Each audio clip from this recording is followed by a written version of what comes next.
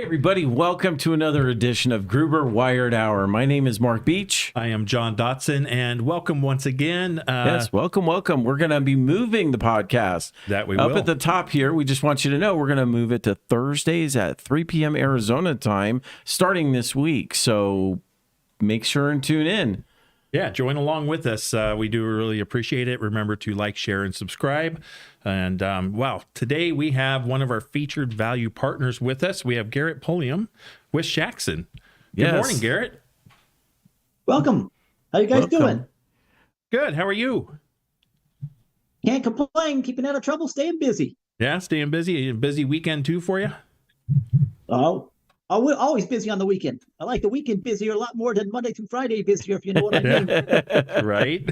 It's never long enough either. No. Right? It goes too fast. Way too fast. So anyway, we've been doing business with you and actually had a partnership with you guys for going on over 20 years now, I believe, correct? Something like that. Yeah, it was well before I was there. I've been there probably now almost 17 years. Wow. Wow. And it was before then. Well, it's really neat. It's really cool. You know, you look at these partnerships you have and friendships with people out there, and they kind of go through stages, you know, as you become a customer, and then you kind of go through a client stage where you get to know someone a little bit better, and then it kind of moves on to a partnership, and then you get to the point where you're a valued partner, and we really respect that from Shaxon and what you guys have been able to do over the years with us. So thank you. Well, we appreciate your guys' business and all that you guys do for us, because not only do you buy from us, we buy from you too, as when needed. Yeah, it's a symbiotic relationship that we've built, and it works really well. So why don't you tell us a little bit about yourself, Garrett, and where you came from, where you ventured off to be with Shaxon now today? Okay, yeah. Well, I never thought at this stage in my life I'd be doing inside sales for a company like Shaxon. Right before I graduated high school back in Orange County, California, I went into the golf industry. So I was worked in the golf industry 16 and a half years. Wow. Kind of climbed up the ladder. And then I went out. They moved me to a golf course out in Corona. I'm not sure if you guys are aware or where that's at. And I helped build that golf course and grow grass and became the assistant superintendent there. Wow. And it was, I know you guys got some Trilogy homes out there, right? And golf ventures. Yeah, it was a Trilogy golf venture. And once all the homes got built in the 5 years or whatever it took, well, they fired all management from the golf course. So then where I used to live, my neighbor Rick Trask, who's our sales manager, said, I like to talk to people. Why don't you come try sales for me? And I'm like, well, all right, I'll give it a try Monday through Friday. I'm like, weekends and holidays off. I like that. Right. Because in the golf business, I had to work every weekend, holiday, Christmas. I had to work them. Because I wasn't the big boss. I was only the second man in charge. And the big boss, he never worked on holidays. Right. So, yeah, I said, okay, I'll give it a try. And I'm not going to lie, my first week there, I'm like, I can't do this. Can't be stuck in an office 8 to 5. The only thing that kept me motivated was the weekends and holidays off, because usually I had to work them. So, yeah, but I'm like, Rick was kind enough to give me a try. I got to stick it out a year. And now I've been there going on 17 years now. Wow. So yeah, I mean, there's a little adventure. There's an evolution every time there's a new job, a job change or something, where for the first month or so, you wonder, what in the world were you thinking? But then, then you become familiar and settled in, and you start to understand what you're doing, and there's a routine, and you start building on that. And then it's like, yeah, I mean, and weekends, after not having weekends off for a long time, I can relate coming here to Gruber that I appreciate the fact that it's a 8 to 5 and weekends off, and I can actually plan things. Yeah, it's nice, you know. And then you also look back, and you said in that transition, and one of the things you look back on is you always reflect on, what did I carry with me? Right. So, what did you carry with you from those experiences with the golf courses to where you're at today? Mostly just like, well, I had to deal with a lot of homeowners because there was houses all over the golf course, broken windows, Yeah. you name it. Yeah, just dealing with homeowners. I got to play a lot of golf with them. That was a nice benefit. But yeah, just mainly dealing with people and talking to people, and yeah, that's pretty much it. And Yeah. then yeah, just when I decided I was gonna, that was just the first part of my story. The other part was when I moved out here to, I'm in North Carolina now. When I went and told the boss, he's like, "Well, you're not quitting on me, are you?" I said, "Well, that's up to you. If you guys want to keep me, I'll be happy to stay and work from home." But because I'm not gonna lie, I'm not a big fan of working from home. It's an adjustment. Right. But so yeah, I've been doing it now 2 years and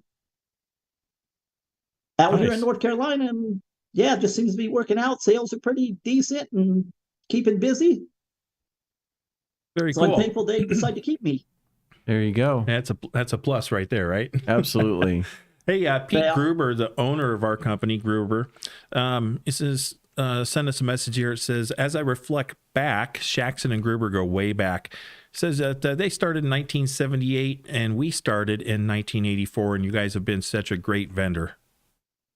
Well, So thank thank you. We you. appreciate Yeah. that. I came out there and I think I met, his name's Pete, right? Yeah. Yep. Yeah, I met him once or twice because I've been out there a couple times. It's been a long time. I know last time my sales manager came out because, well, of course, I'm stuck out here now, and it's a long flight, and I'm not a good flyer. I'm not going to lie, but yeah, no, we appreciate everything you guys do for us as well. Oh, you're welcome. And, you know, we're just going to continue to grow that relationship and allow it to take its path. Right. And a lot of what we've been focusing on the podcast has been the future, of technology and, where things are going. I think we had a great podcast last week just talking about where things are headed. And from your perspective, what kind of trends are you seeing in especially the areas where we overlap? So data cabling, fiber, all that. What do you see? Well, like we totally just revamped our fiber department because Okay. that's the fiber's pretty strong in the industry now, as you guys know. Yeah. So yeah, we just revamped all that. As for like copper cables, we're going with we do a lot of the slim 28 gauge now and Cat 6, Cat 6A. So I probably sell more of those now probably than I do 24 gauge, Right. unless longer lengths, of course. Then we'll go with the 24 gauge on most. But some people will request custom builds at that length in longer lengths. Because I only stock up to a 25 footer in the 28 gauge cables. Right. But we build custom lengths all the time.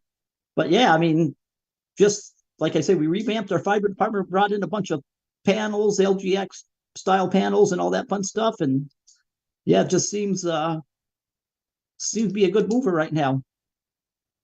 Yeah, and now you guys do a lot of manufacturing as we do, correct? I mean, we're kind of Yes. almost one in the same in that category in this business, in this industry, where we do a lot of that. And we also take care of resourcing a lot of products well for people. Right. Right. It's all about the customer. So finding them the best solution possible, and a lot of times the lead time is a big deal. So that's where all these alliances and partnerships really come in handy, because sometimes it's just making sure that the customer is taken care of, finding the right product that can meet their immediate need.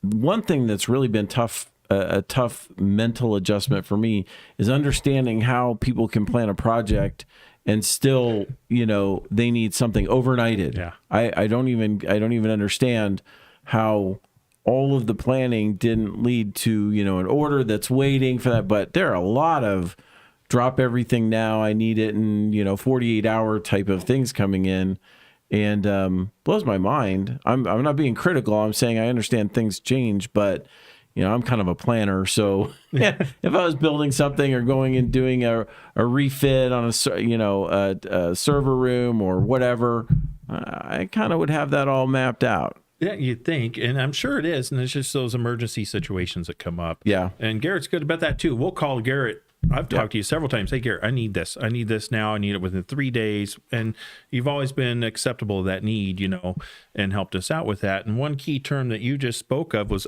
solution. Right. Gosh, how many times you're out there and you hear the term, I need to get this part and you get that part.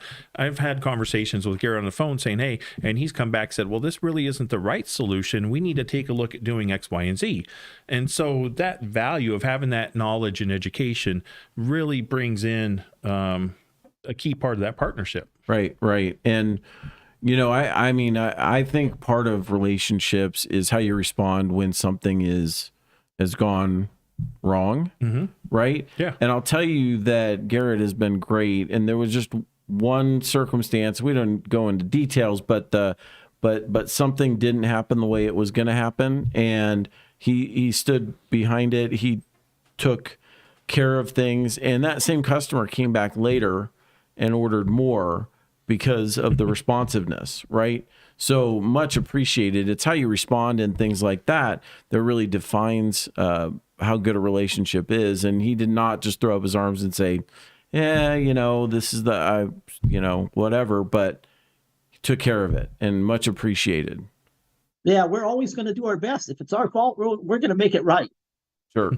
Yeah, to me, that's always an opportunity to be able to get yourself back out in front of somebody. Right. Show them that you can take care of them and what you can do for them. And let me tell you, pricing is not always the issue. And a lot of times it's not, it's probably a smaller percentage than it is about service, about the company's integrity, about standing behind their products and things like that, because that value to an end user is greater than saving a few pennies on a cable.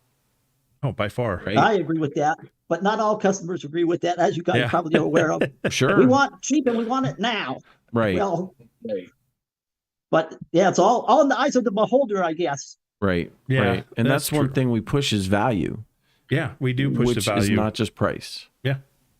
Yeah, exactly. But we do have those other options for those people who are price sensitive. Right. Those are out there exactly. as well.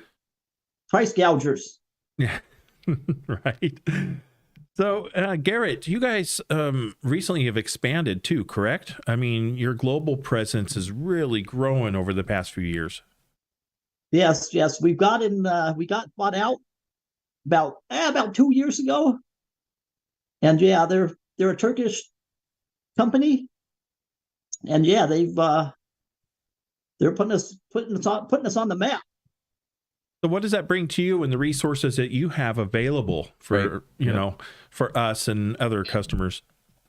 Well, like the main thing was when they took us over, they brought so much more stock than we ever had, I guess would be the main thing compared to our old owners. But yeah, they like mainly just stocking stuff. It's like we're out of room in our warehouse because we got so much stock now. Oh, wow. But okay. Yeah, it's a good problem to have, I guess. But then what comes along with all the stock is, well, the stock's here now. You got to get rid of it. Right. Yeah. So yeah, they want it moving. They want it moving. They don't want it sitting there. Right. And besides the stock, you offer custom fabrication as well, and custom solutions. Yes, we do that. We do it overseas in-house. So yeah, it's all. If we got the molds here, we could do it, or we can mold it up. But it's all about the pricing and how quick you need it. As we mentioned earlier about value and all that other stuff. Now you bring in molding. That's one thing that we don't do here is we don't have molding capability, which is why we do come to you for those needs. Explain more to our listeners and people watching what that molding process is and what it entails and so forth. Well, like say we're building just a regular Cat 6 molded boot cable.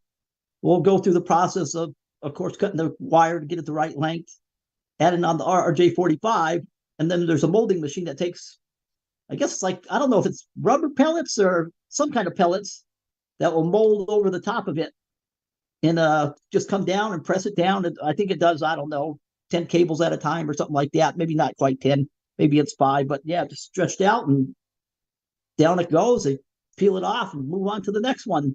Then they test it at the end to make sure everything is working condition. And yeah, it's a pretty, I guess, I don't know if I guess it's basic. I mean, I don't do it myself, so I don't know. I just see the guys do it. Sure. But yeah, it looks pretty basic. Sure. I'm sure he's trained on it, and he can do it.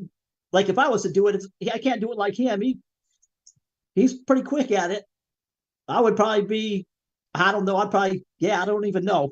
He just has a lot of years practice at it. Yeah, and that's a lot of it. It's just that hands-on experience over time. Right. You know, like our manufacturing team, man, they're doing work with their fingers that I cannot do. Yeah. You know, it's amazing. Amazing. Yes. So Pete That chimed is back definitely in. true. I'm like some of those little parts I see them working their fingers. I'm like, holy smoke! I can't even see them, and they're putting them together like nothing. Right. Yeah.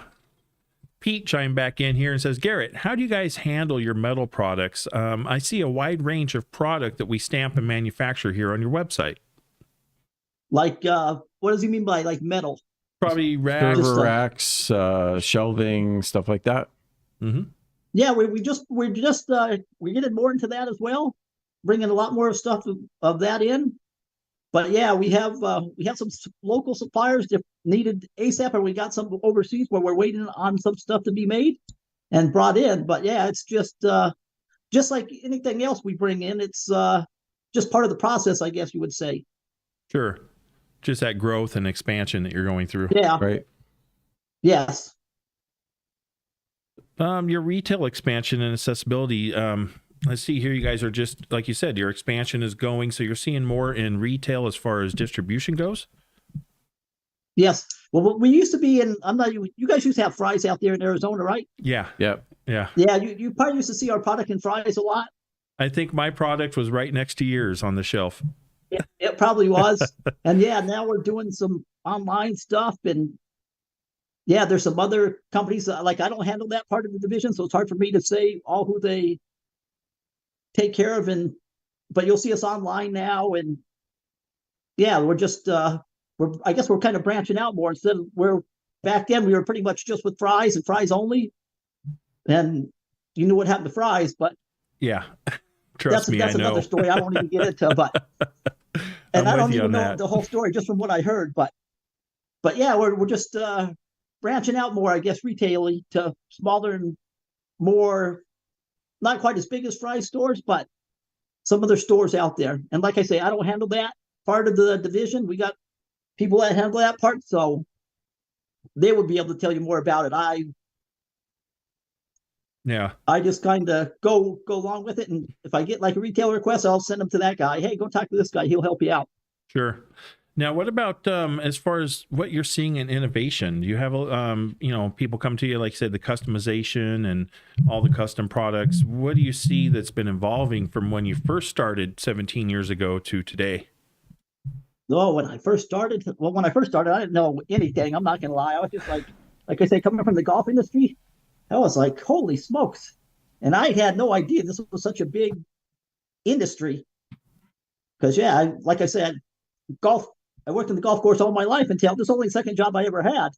So, yeah, then coming to this, I'm like, holy smoke. But, yeah, I mean, just like some of the custom cables, I should have sent you guys a flyer on as well with some of the custom assemblies we do with just like, yeah, I should have sent it. But, yeah, just it's amazing what we can do with custom assemblies. And like I say, if we can't do it here, we'll try to get it done overseas. It all depends on the customer requirement.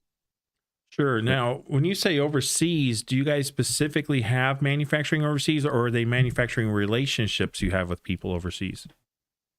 We have an overseas main supplier, but we also have some other ones we reach out to if we can't get it done. So we'll, like I say, our main goal is to take care of the customer, get them what they need. Cool. Gotcha. Yeah. Good stuff. So, just that kind of thinking about, some challenges that we face in this particular space. You got any stories that you can tell us about a specific requirement that you guys took from concept to production that particularly stood out and impressed you? Oh, man. I'm not sure if I can think of one right off the top of my head. Okay. being put on the spot. Like I say, I'm a little nervous doing this podcast. First time ever doing one. So it's just my us mind's going girls like right 100 now. miles a minute. But yeah, I'm not sure if I could think of one right off the top of my head. I guess I would have to think about it more. Okay, no problem. So coming from the background of being spending all that time in the golf industry, have you been able to translate any of the communication side over into that? Well, like I say, just mainly because I used to have in the golf industry, I have to deal with all the homeowners and stuff. So just mainly just talking to people and trying to come up with solutions on whatever their problem was. Like, well, there was one lady, it was a hole number 2, and it was a slight dog. I don't know if are you guys golfers? Yeah. No. Yeah. Oh, I'm not. I thought about that for a sec. Have I golfed? Yes. Do I golf? No. Do I drive the cart? Yes. Do I golf? No. You go to the Waste Management Open? No. Not this year. I've been there. I'm glad we times. avoided that too, man. 500,000 people on that Saturday. Yeah, that's one of my goals. I want to always make it down there, but I know they're going to make some serious changes on that. Oh, I'm but sure. No, here or there. Let me get back to my story. Yeah, there was this one lady. She lived. They showed her the house. So I don't know if she never golfed before in her life, but literally, it was the tee would be over here, and it was a slight dog leg. And I don't know if she thought professionals were coming out there or not, but the first time I probably got called to her house, I don't know, 5 different times. But the first time I went over there, it was a brand new house, and it was stuccoed. And it probably was pelted with 20 golf balls, just holes in the stucco. It was like her 4th broken window. Her barbecue was all dented up. She had a nice outside, all fancied up. And yeah, it was just... So then we had to try to come up with a solution, but they had a homeowner's thing that wouldn't let her put up a net. Oh. But one of her solution was she wanted us to move the tee. Like, ma'am, I got to be honest with you, ma'am. That's not going to happen. No. You're talking some serious money and serious construction. But yeah, we just tried to work away. We tried to work with the homeowner, get them squared away. And I don't know what the resolution is, because they finally said, all right, you guys are done here. And the homeowners and them, they were in a battle. But yeah, no, just mainly the communication part of being around the people and trying to help them out and come up with solutions is probably the main thing that I learned. And I used to manage, I'm not a manager at Shaxon, but I used to manage about 22 guys out there on the course. And some of them weren't always the best work. They'd be picking avocados, looking for golf balls. And yeah, so you got to kind of sneak back up on them. Hey, what's going on here? But yeah, just mainly talking and handling people was the best thing I got out of it to moving to the cable industry. Very cool. Talking about the cable industry, let's talk more about the products that you guys offer. So as far as copper cabling goes, what is the end-to-end solutions that you have available? Like anything from like DB9s to RJ to Cat 5e, Cat 6, Slim. Yeah, we do pretty much anything that required to get it done. We stock a lot, and then we make it if it has to be custom. But yeah, it's just I guess it's whatever the customer's looking for, we'll try to do our best to get it for you. And if we don't have it, we'll try to source it somewhere. Nice. Now, the stock that you do have, where do you keep that stock? Is it primarily in one location in the United States too? Do you have warehouses throughout? We do have, thanks for bringing that up. We do have a warehouse in Florida that we ship out of. So that's helpful for our customers on the East Coast. Right. So yeah, we ship based out of California, and the other one's in Florida. Drawing a blank here, but I'll think of it. And I'll bring it up. St. Augustine. Okay. Yeah. Gotcha. Yeah. The I guess so what do you keep out in stock in Florida? Is it same thing, or do you have special stock for each location? No, like mainly in the Florida hub, we have like Cat 5e, Cat 6 patch cables, patch panels, fiber. That's mainly what's out there. Your higher selling items. Yeah. Okay. Yes. Gotcha. And so I don't know the answer to this question. Do you manufacture wire, or is it all manufactured for you? We don't do it in stateside, but we can do it overseas. But yeah, we do Okay. not do it stateside because that's well, I'm assuming that's a fairly large process. Right. Yeah.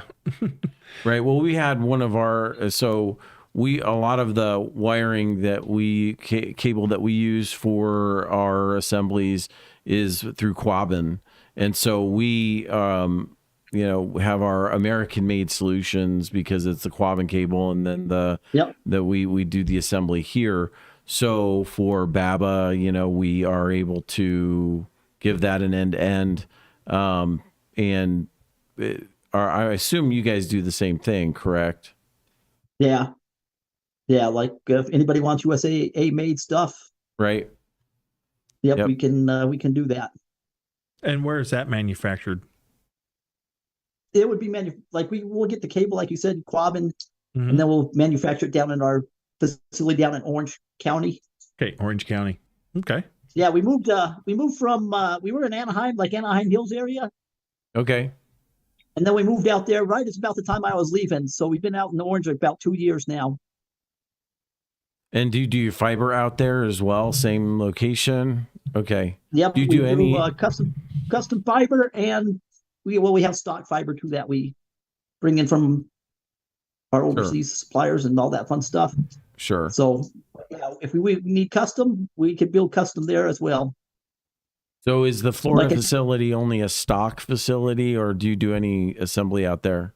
No, that is strictly stock. Okay. And do you guys offer any sort of private labeling as well, or labeling for the products? We can do that. Of course, there's a charge. There's a charge for everything, but yeah, Right. we can do that. Yeah, we can, and we have like labeling machine where we can put one of my customers. I put say they want copper cables labeled. I'll put their logo on the cable with their part number. So yeah, we can do that as well. Nice. Cool. Very cool. Good stuff. So what do you see, what's coming up for Shaxon here in the future? I mean, do you guys plan, years out? Do you see what's coming forth in innovation? Well, that's probably more of a management question and a more of my engineer's question, all that stuff.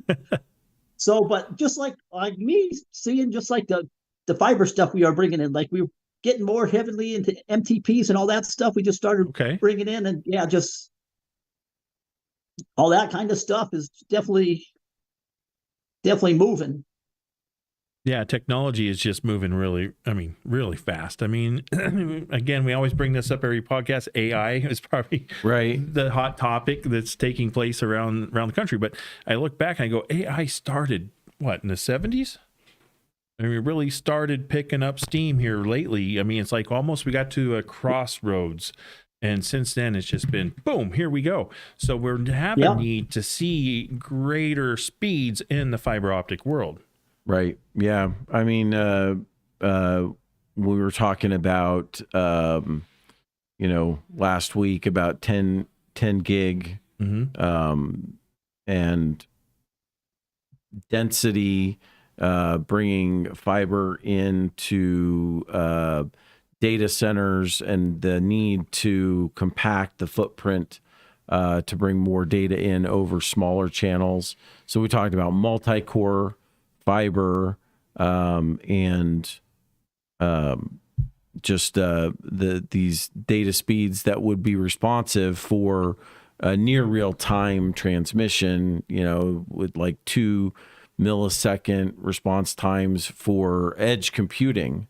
So essentially keeping functionality at the edge of the network and then bringing it in where it needed to be to centralize data repositories and distribution facilities, but for the most part, trying to keep it on the edge, so with everything from cameras and technology there, like security systems, to autonomous vehicles, drones, cell phones, right? I mean, all that technology, right? So we really went into depth about that last week, and just talking about how the fiber industry is really continuing to evolve because of that need for smaller footprint, higher throughput solutions, right?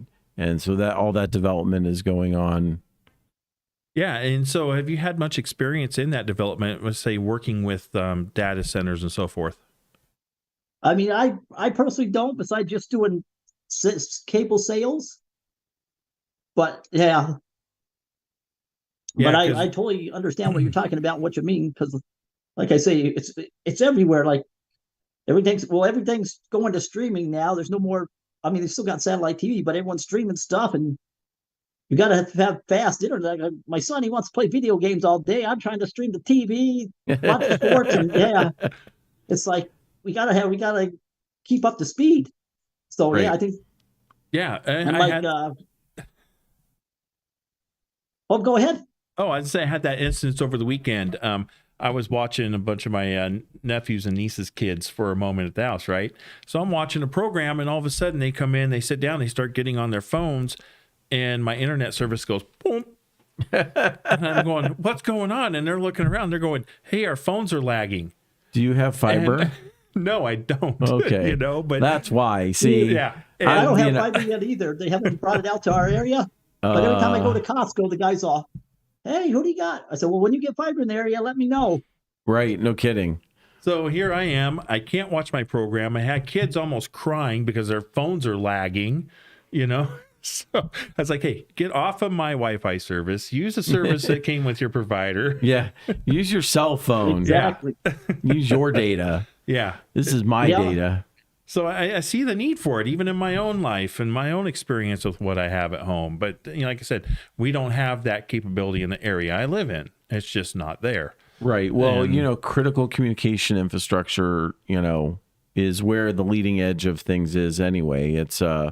It's like I said, things that need to be near real time, which is not gaming, even though, Jesse, you talked about last week about gamers who relocate closer to a POP or a data center in order to have that zero latency solution, because you can't lag in a game, you're dead. Yeah. Oh, definitely. Yeah. Like I'll try to hop on when my son's playing with his cousins back in California. I'm like, I got no idea what I'm doing. But yeah, so once in a while his like cousins or someone will freeze up. I said, where is he? Oh, his internet's not working or something like that. And the little guy just stands there, like, doesn't move, stands there. I said, well, that's the only way I could kill him. So that's a good shot for me. I hope that happens more often when I'm playing with them. But yeah, they're so, these young kids, man, my fingers don't, back when I was a kid, we played Atari joystick or whatever. And maybe we had a pad with a couple buttons. Yeah. Now, like the PlayStation 5 controller, I'm like, holy smoke, my fingers don't work as fast anymore. No, it's true. Let's go back to those days of having a joystick and a button. I'd be great with that. Yeah. I'd be okay with it. They had that at Costco. They actually had an Atari. I don't know if it was Atari or not, but they were selling a joystick, but it had all the games inside it. Oh, and you just plug the cable in, and it was RCA cables or something. Plug it in, and you could play Frogger. Yeah. You know. Yeah. Didn't have games I wanted, so I didn't buy it, but you know, it's all right in there. Hey, we still play Miss Pac-Man at the house. Yeah? Yeah. But playing Miss Pac-Man on a PlayStation 5 controller is just, I saw at Costco this weekend a Ms. Pac-Man desktop arcade machine. $199. Wow. That'd be fun though, right? There you go. Fun. Yeah, it was cheap. It was dirt cheap. One game though. So you're always going to be sitting there. You'll be the best Ms. Pac-Maner that there is, but yeah, nice, good old Pac-Man. Yeah, there you go. That's probably driving Jesse nuts over there talking about Pac-Man. I'm sure. Just some old school. That's all. Yeah, nothing but old school. Yep. Some of those games, Asteroid, Centipede. Yep, Frogger. Those were the days. Donkey Kong. Yeah, exactly. So what do you do for fun out in North Carolina? Like I say, that's a thing. Another thing that kills me. My son, he's not really into sports. He's into more video games and stuff. But growing up, I grew up playing sports. I live for sports. So every time there's a sporting event, like at the you saw my Wake Forest hat, I'll go down there, and it's like 15-minute drive. And yeah, just I live for watching sports, even sports on TV. That's then I'll go out with the wife sometimes, not to sports, but just for. It don't sound like it's a chore or anything. I mean, come on, man. Yeah, give her something she wants to do. But like, I'm not a movie goer or anything like that. It's all sports on the time, 24/7 on the TV. So that's yeah. You know what blew my mind living in Greensboro was that they had something like a 25,000 seat basketball arena with no team.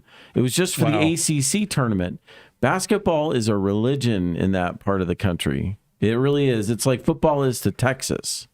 Go Dallas. Yeah, it's amazing. And I went to a game in the Dean Dome, which was definitely, if you like basketball, that particular basketball church is like it's a cathedral. You know what I mean?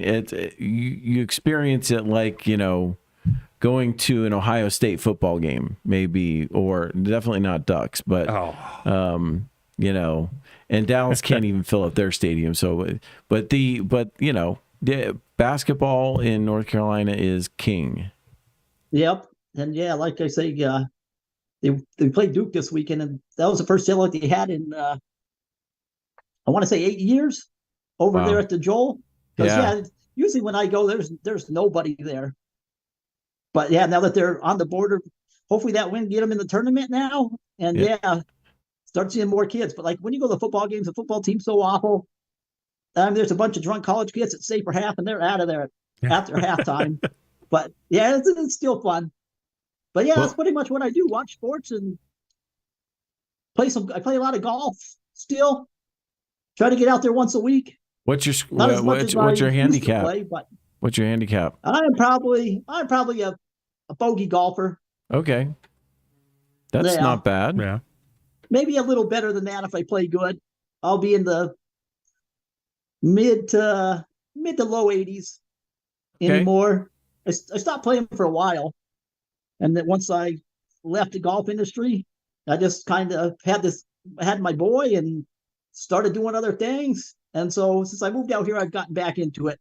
So I'm probably the mid to low 80s now. Very good. Yeah. Hey, Janie Herndon, she has a question for you. What advice would you give? What advice would you give to someone newly entering sales in this industry?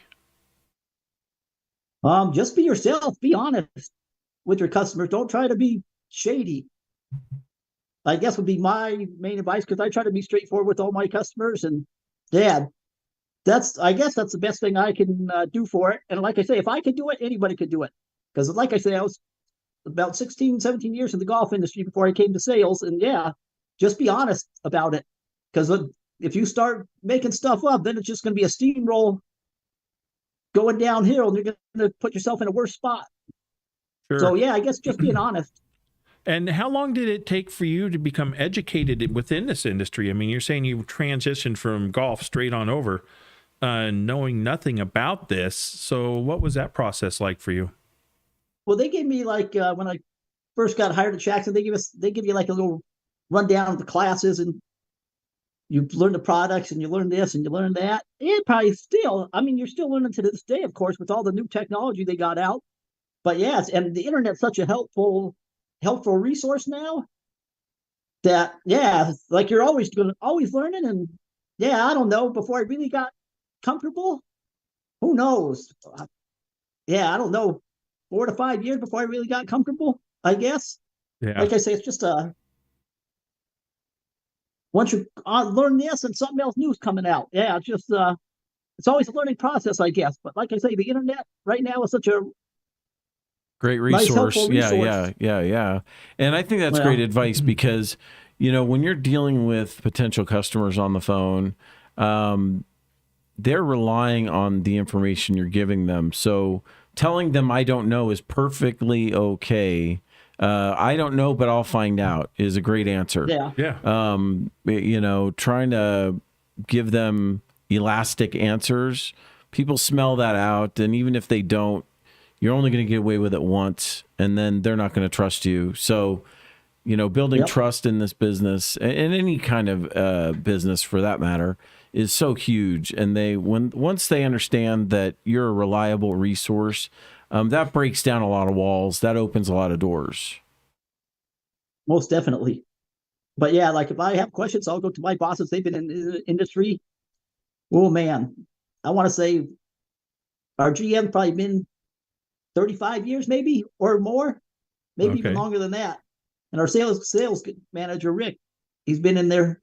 He's going on 30. So yeah, and they keep up to date on their stuff. So if I got questions, they're always there to help me out.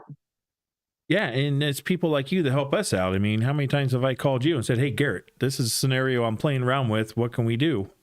Right. And yeah, we'll do our best to get it figured out one way or another. Yeah. Now we had some flyers that you had brought up. Want to pop up a flyer for us, Jesse? Yeah. Anyone in particular? Now you can start with any of them. I'll just go through the list as you put them down. One sec here.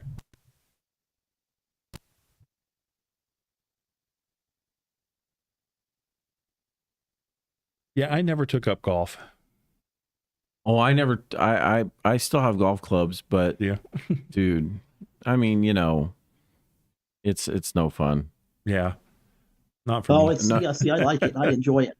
Yeah. No, I mean, just a little tidbit. I did get to play Tiger Woods 3 times. Oh, wow. In my life. Back in high school. Yeah. You played with him? And he kicked my butt every time. Yeah. I did play him 3 times. Yeah. Nice. I was our number 1 guy. He was theirs. Not many people can say that. No, not at all. Nope. What do we have here? But yeah. Oh, go ahead. Oh, I was going to reference the flyer. So go ahead and describe what's going on here. Yeah, we're bringing out some new style panels right here. We had some older versions in the past, but we're bringing out with the new wire management bar you could see. And yeah, just that we could put in Cat 5e, Cat 6, Cat 6a couplers. We could do colors if you don't want all black. We could do pretty much every color under the rainbow. And yeah, it's just a nice looking feature panel that we're kind of revamping up, I guess you could say. So these are we've done it in the past, but so these would be, you would populate them yourselves, or are these modular? Yeah, we populate these ourselves. Okay. And yeah, like I say, we kind of revamping that back up. Now, where are those manufactured out of? I'm not sure where the panel face comes from. I would have to look that up. But we pop them together down in Orange County. Okay. Gotcha. Are these also available in a shielded option? Because we do have come across that once in a while. I will have to check to make sure the jack fits in the panel. That I would have to double check on. Okay. Let's see what the next flyer is. Yeah, this is our slim line. Like I was talking to you guys about this earlier. We do that Cat 6A, 28 gauge. It makes a nice little looking cabinet, I guess you could say, when they're all plugged in and give clean. You a lot. Yeah, lot more it's room. very clean. Yep. Instead of very clean. That's exactly what I was looking for. And yeah, it gives us and I probably sell more of these than I do 24 gauge now. Most of my customers are all reaching out for this. Right. Yep. Hey, Pete chimed in again here, and Pete said, I do not play golf, but I bought Bubba Watson's Roadster in 2014. He and his wife were expecting a baby, and the sports car had to go. So that wasn't the General Lee, is it? Because I know Bubba Watson bought the General Lee. Did he really? There for a while.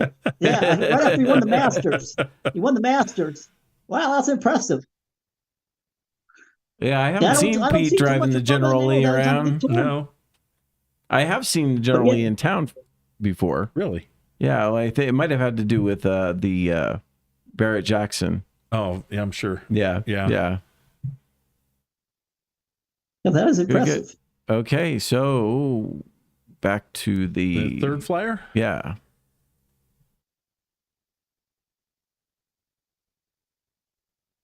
So, Gruber manufactures those plates, just saying.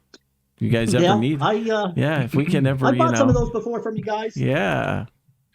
I'd like to hook you up. But no, now we're trying, like I say, we're trying to revamp everything on our end. I still, matter of fact, I gotta buy a couple from you for some, I want to say some BNCs here. I got a place in order for. We'll do like a Tommy Boy and have you sign something for 1 million brake pads. Right.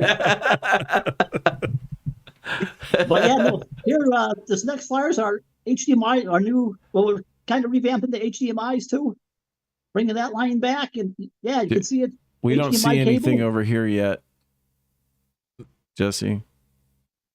That's okay. So HDMI, there we go. Yeah, it's up there, but just a HDMI. Yeah, we get calls for this from time to time. We do. You were mentioning RCAs. Who still uses RCAs anymore? Everything's pretty much all HDMI coming to it, like TVs and all that fun stuff. Right. I was just talking about the little joystick thing that, Oh, okay. Yeah. Okay. Yeah. No. In fact, I don't even know if you can buy the converter box for RCAs anymore. Can you? Well, it's been a while. Yeah, no, I don't know. But, I mean, RCA is still great for, old components, old hi-fi components and things like that, I mean, that's... Your 8-track player. No, that's not what I'm talking about. But you're okay. I understand. I'm not going to... that's just our HDMI line right there. And I mean, everybody knows what HDMI does, pretty basic. Right. But we're revamped that and got plenty of stock. Now, do you guys also allow for custom HDMI cables to be made? Do you guys do customized work on that as well? We used to. I don't know if we're still into that, but I can find out for you guys if you need. But we used to mold some with a customer's name right there on the little connector. Mm-hmm. And so I think too, there's like HDMI converters that convert to the RJ45 for like displays. Yeah, media converters. They're out there. Media converters, yeah. Do you guys do those? We source some of that stuff out. Okay. Because you can get them to display port, you get them to whatever, HDMI to whatever. So we don't really stock too much of that right now, but we do have a source for them. Gotcha. Yeah, and since you're talking about converters, what about sources for switches and other components that are out there? Do you have good sourcing for those as well? We're all right on those, yeah. But like I say, they're really non-stock items for us. Yeah. And maybe eventually down the line we'll pick that up again and revamp that. But we got a fairly competitive price, I think. Yeah, and that technology is evolving so fast too. Unless you're moving volume, then stocking them is kind of it's a risk, right? Yep. Pete says the closest he got to the Dukes was a 68 Charger he restored. The General Lee was a 69 and bright orange. Yeah. So he had a 68. Yeah. Close enough. Yeah. Did you ever jump that, Pete? Let's find out from Pete if he ever, took it to flight, just like the Dukes. They ever slide over the hood? Okay, so we got one more flyer. I think that was it for the flyers. 1, 2, 3. Was there 4? Was there 4? 3? Or 3? That I'm not sure. I can't remember, to be honest. We got one more. Hold on. Oh, we got one more. Look at that. Like a steel trap, man. Right up there. Yeah.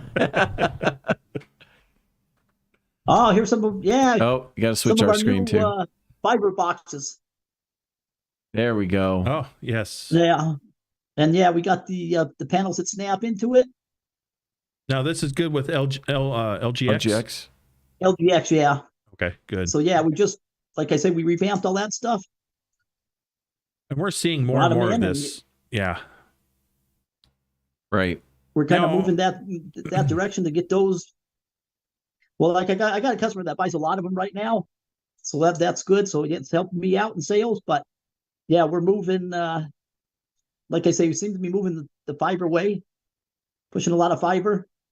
Right. As of late, this is just another thing to add to our list. Yeah. Now, on your metal products, are they available in other colors? No, they're strictly black. Standard black. Black. Yeah. I know we used to have a rack that was aluminum color, I think, but I think we switched all to black. Yeah, no, fiber is definitely the way that everything is trending. Seeing, you know, the movement of that is just crazy right now. Yeah, so it definitely helps. And like I say, we revamped our in-house fiber department, added more and more so we could get out.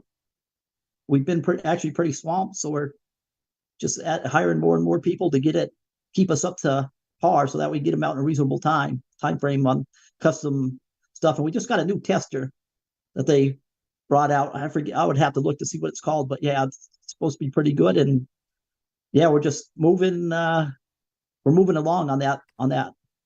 Sounds like you're growing too pretty fast. You said you're bringing in more people, hiring more staff, so that's good news. Yeah. Yeah, we've been doing like the trade shows like Bixie and all that. So yeah, we're keeping busy. Do you go to the trade shows or I haven't been. I went to one about a year and a half ago, but the last couple ones, management's gone, and we had a couple of salespeople go to the Vegas one. Gotcha. Somebody's got to stay back and work. Right? No kidding. Right? To take those orders as they fly in. That's right.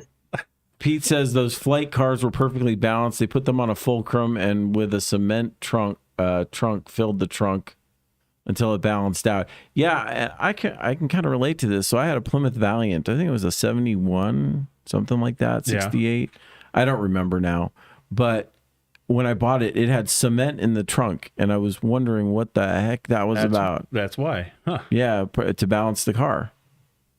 Wow. It had a slant six in it. It was pretty beastly for what it was, right? Yeah. And I get it. Here's my experience. I had picked up my daughter, and we had her in the car and some other friends and stuff. And right back behind here, there's a road that has a little bit of a dip, and she always liked to, go fast, Dad, so we can go over it. Well, this time I got up to about 70 and wasn't thinking, and I hit this dip and it sent my Rogue flying almost somewhere between 8 to 10 feet in the air, right? I landed, boom, perfect landing, right? Yeah. Then I hear and I'm thinking, I blew tires, So I pulled over really quick.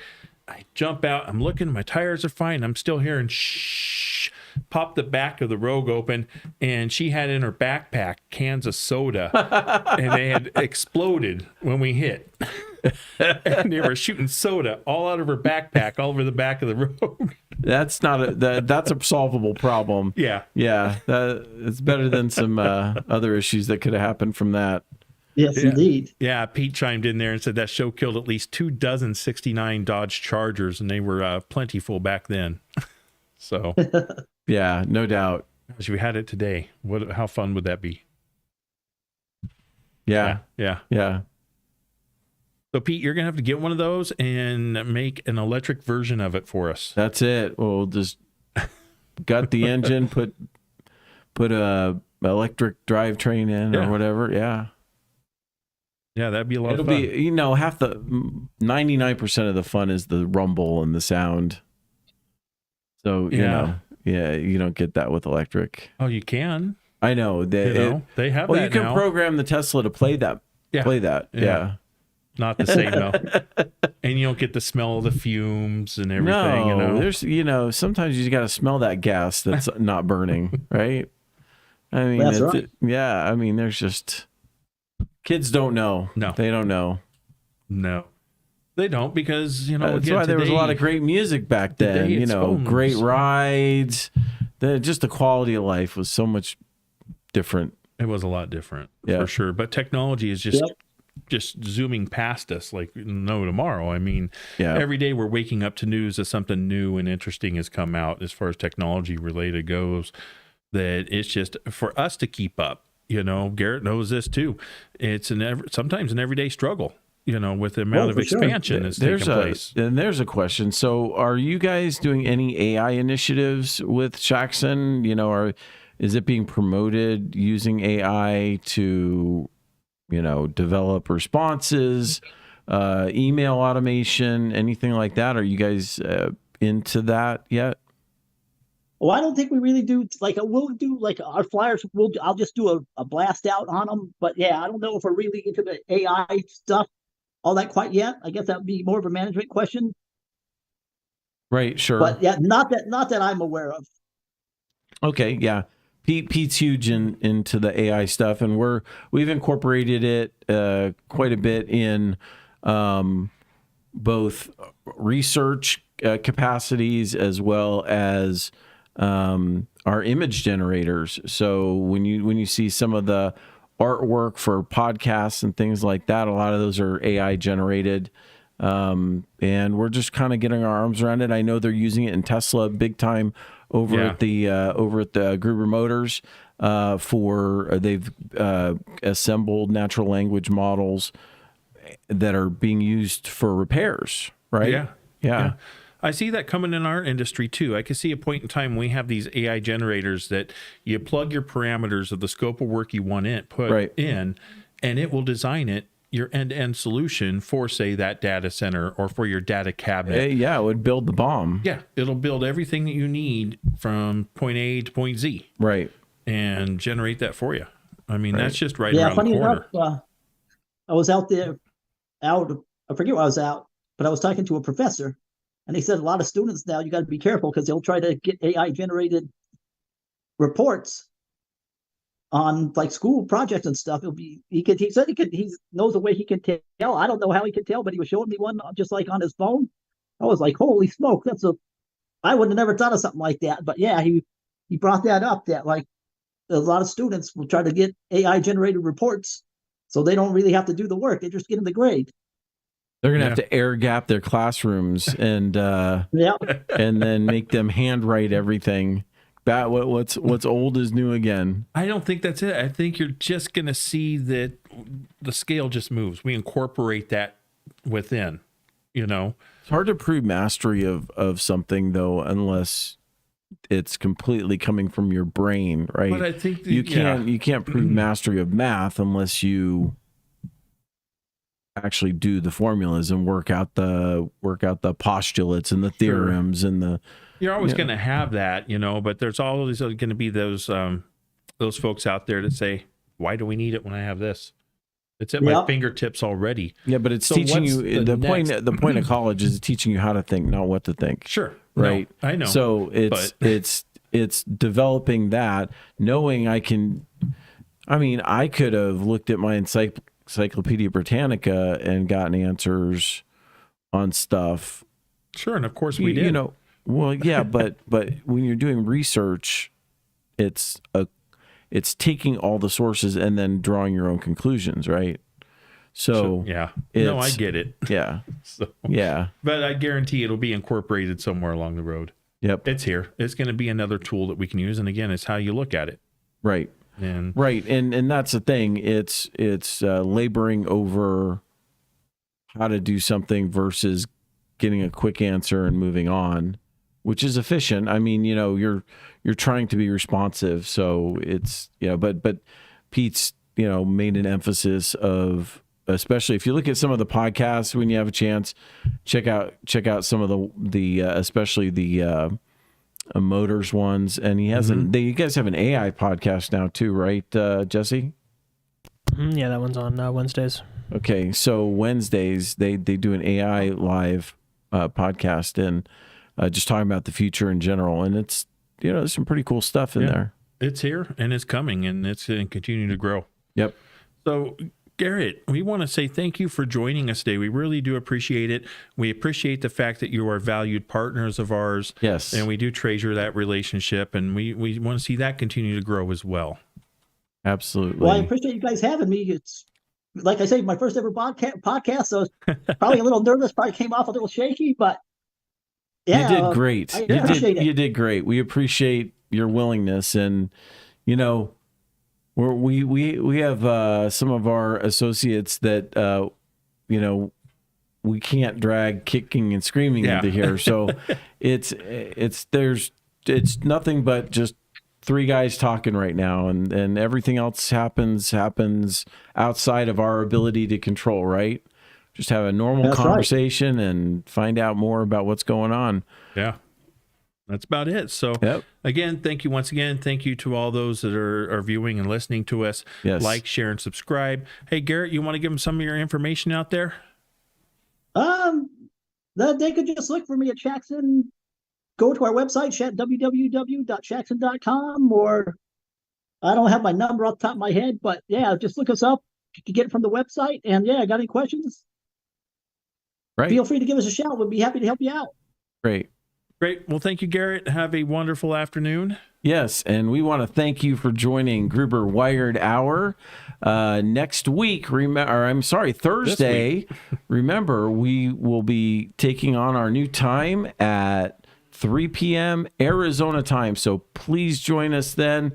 We're looking forward to it.